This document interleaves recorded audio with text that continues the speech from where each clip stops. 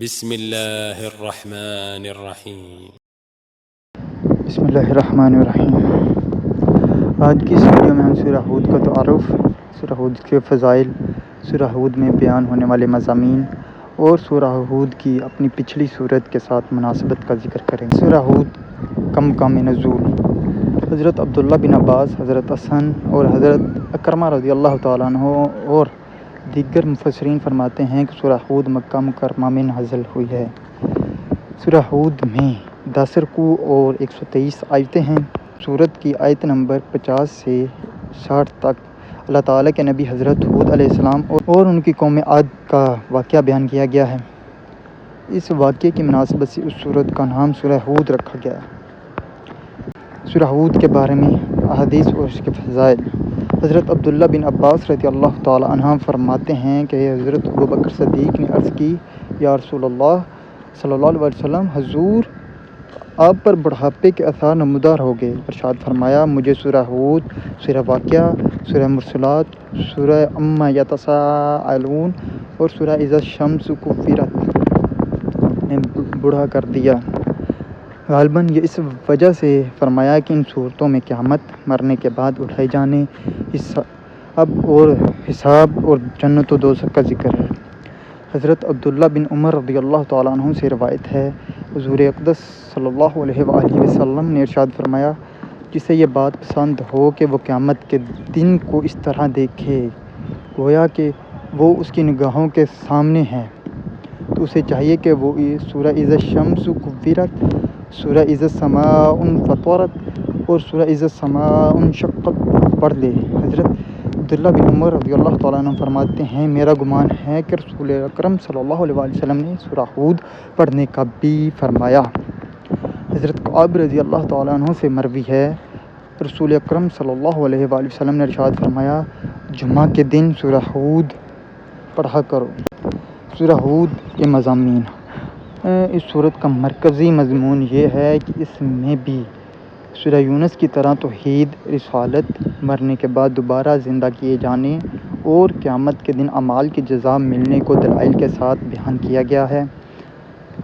اس کے علاوہ قرآن پاک کے اللہ تعالیٰ کی طرف سے نازل ہونے کو دلیل کے ساتھ ثابت کیا گیا۔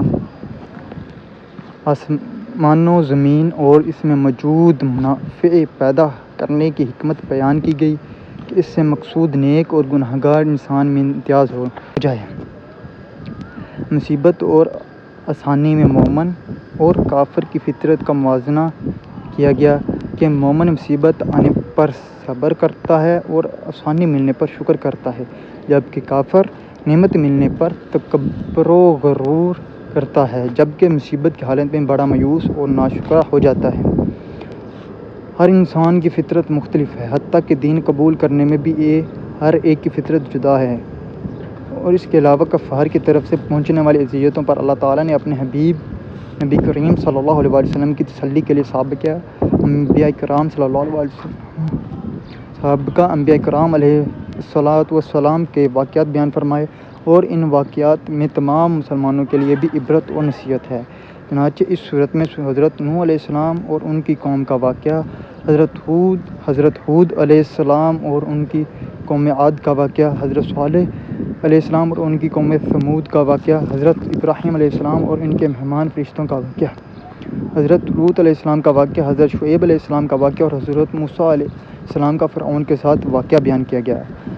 انبیاء کرام علیہ السلام اور ان کی قوموں کے واقعات بیان کرنے سے حاصل ہونے والی عبرت و نصیحت کا بیان کیا گیا۔ دین میں استقامت کا حکم دیا گیا اور یہ بتایا گیا کہ سرکشی بربادی کا راستہ ہے اور کفر و شرک کی طرف میلان جہنم کے عذاب کا سبب ہے۔ نماز کو اس کے اوقات میں قائم کرنے اور نیک اعمال پر صبر کرنے کا حکم دیا گیا۔ دین کی دعوت سے اعراض کرنے والوں کو عذاب کی وعید سنائی گئی اور متقی لوگوں کے اچھے انجام کو بیان کیا گیا، جس سے واضح ہوتا ہے کہ ترغیب اور ترہیب انفرادی اور اجتماعی اصلاح میں بہت فائدہ مند ہے۔ سورہ ہود کی اپنی پچھلی صورت سورہ یونس کے ساتھ مناسبت۔ سورہ ہود کی اپنے سے ماقبل سورہ یونس کے ساتھ مناسبت یہ ہے کہ یہ معنی، موضوع، ابتدا اور اختتام میں سورہ یونس کے موافق ہے۔